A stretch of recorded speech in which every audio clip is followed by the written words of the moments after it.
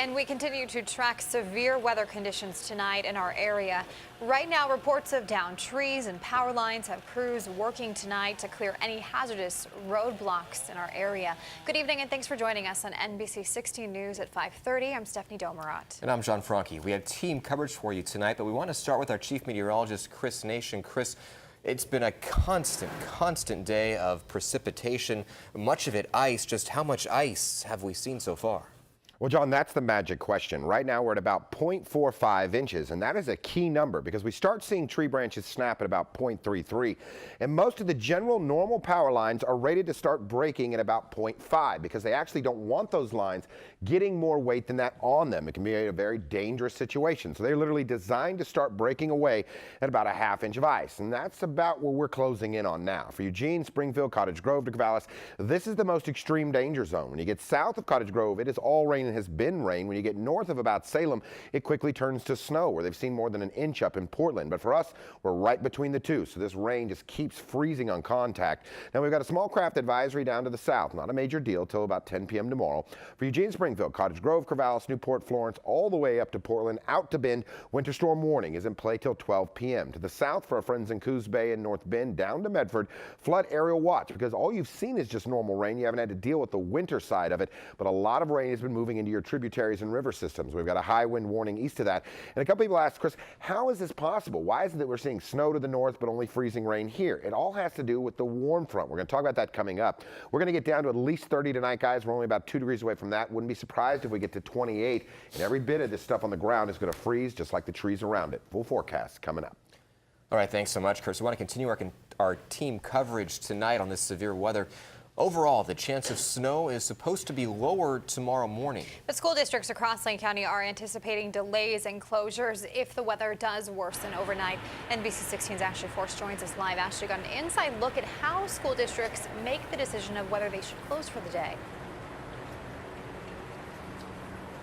Absolutely. You can see we're out here right now. The rain is still coming down strong. We had a lot of delays this morning. Schools across Lane County say they make the decision to close or delay a school early in the morning. They actually have some of their staff members go out themselves to check out the roads. If you think students wake up early for school, when bad weather hits, school staff members are up earlier. They patrol the roads to make sure they're safe enough for cars and buses to get to school. At Springfield School District, we have a weather response team that goes out on mornings that it looks like it's going to be cold or icy or the weather's below freezing. Many other school districts do the same. We hit the roads early in the morning. We were out there 4:30, 5 o'clock this morning driving all around our school district, including our superintendent and our people in the transportation department. After checking on the roads, the team gets together and talks with neighboring districts. Ultimately, the superintendent makes the decision to delay or cancel school. If inclement weather causes schools to shut down several times throughout the year, that's when students will have to make up hours at the end of the year. But many school districts have not reached that limit yet. We had one snow day last week and then this delay, and I don't think winter's even started, has it? Winter has not started. Again, school districts say that the decision to delay or close a school is made early in the morning, so we won't know if there's any changes for tomorrow until tomorrow morning. You can check out all the latest coverage on NBC16.com in South Eugene. Ashley Force, NBC 16. All right, Ashley, thank you so much. Stay warm out there. Meanwhile, in Corvallis, not too far away, early morning conditions had many drivers alert for the slick road conditions as freezing rain poured down. The Oregon State campus and the Beaver store did close around 1 o'clock this afternoon. We want to send it out now to NBC 16's Megan Shin, who is in Corvallis tonight, where the snow has fallen for much of the day. She joins us live at the Oregon State University campus. And Megan, OSU shut down early this afternoon. Hey guys, that's right. They did shut down this afternoon, and as you could tell, that rain-snow mix has turned to snow right now, so it's a little bit chillier. But Oregon State University, as you said, was one of the schools that did close in Benton County, one of many. And in Lane County, although not as many schools closed, they did see their fair share of storm damage today. And that includes a couple of down power lines that were reported to us, and we actually ended up being able to go to earlier on today. And that is due to about an inch or so of snowfall on that area. It takes only about a half an inch of ice before a power line might break. The storm has also caused trees to fall over, but despite all the stormy weather, some Corvallis residents say this is their first snowfall, so they think it's fun and something that they wish there was more of. For some people, they will be like cranky about the snow, but for us, I mean, like snow is like a magical experience. Now it only takes about a third of an inch of snowfall or ice to go ahead and take down one of these branches like the ones behind me. So we do urge you to take caution if you're planning on hitting the streets today. Of course, we'll keep you updated on any sort of power lines that are dropped and tree branches as well that obstruct the roads. For that, go to our website at NBC16.com. Reporting live from Oregon State University, I'm Megan Shen, NBC 16. Thanks so much, Megan. Well, Oregon Department of Transportation is hard at work for us trying to keep our roads open and safe for drivers. So multiple area roads have been blocked or closed. Highway 20, for example, is currently closed near Hoodoo and the Santiam Summit because of 2 avalanches there. These are photos and a video captured by Captain Fugate with Oregon State Police.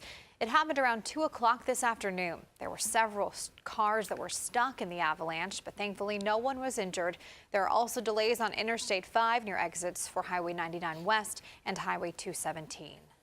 And a reminder for those in need of shelter from these freezing temperatures, the Eugene warming centers will be activated tonight.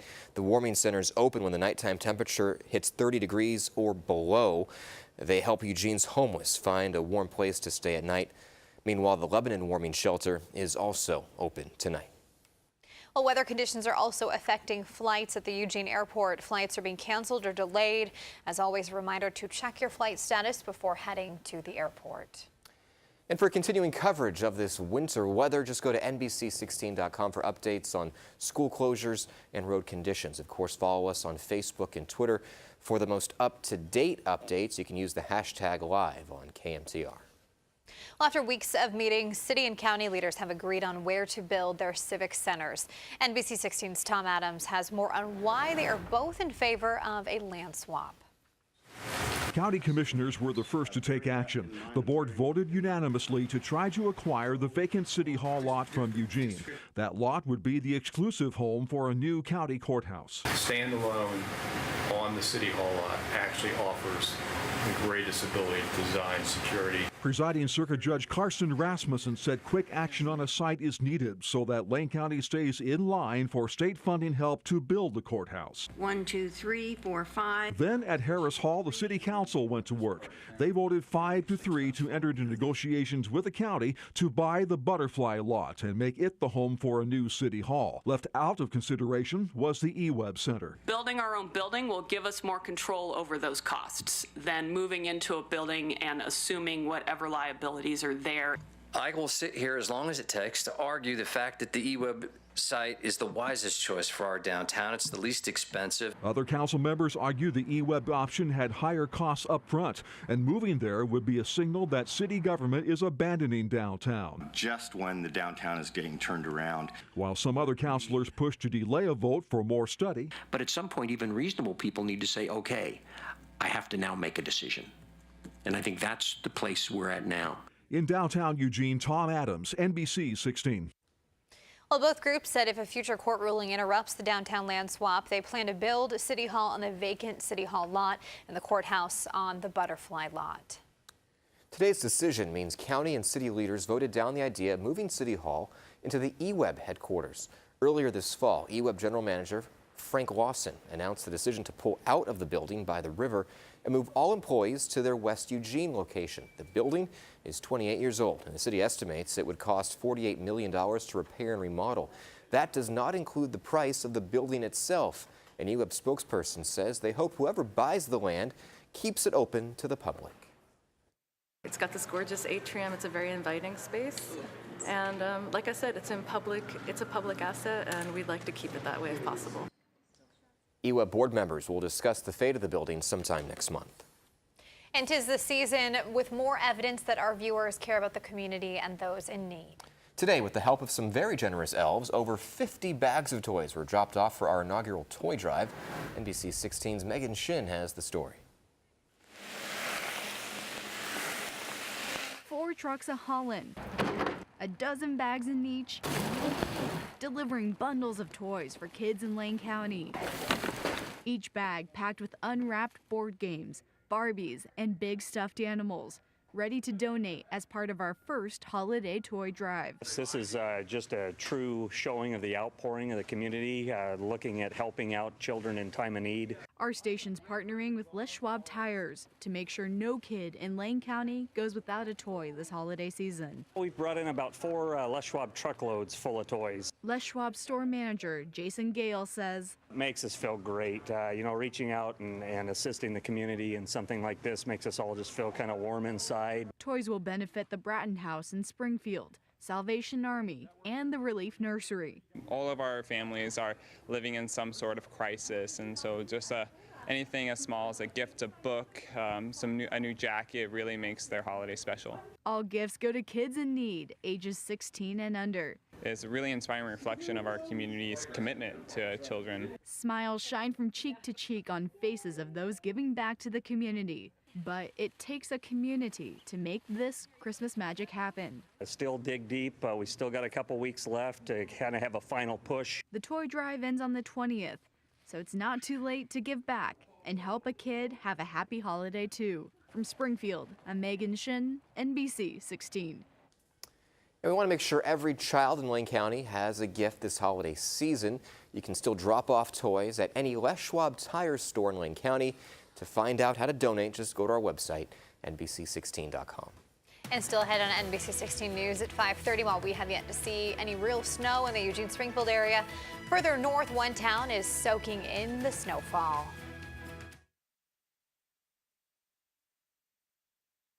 NBC 16, Emmy Award winner for Best Evening Newscast. Welcome back. Here in Eugene, we haven't seen any snow yet, but in Salem, there's a thick blanket of snow on the ground that just keeps getting thicker.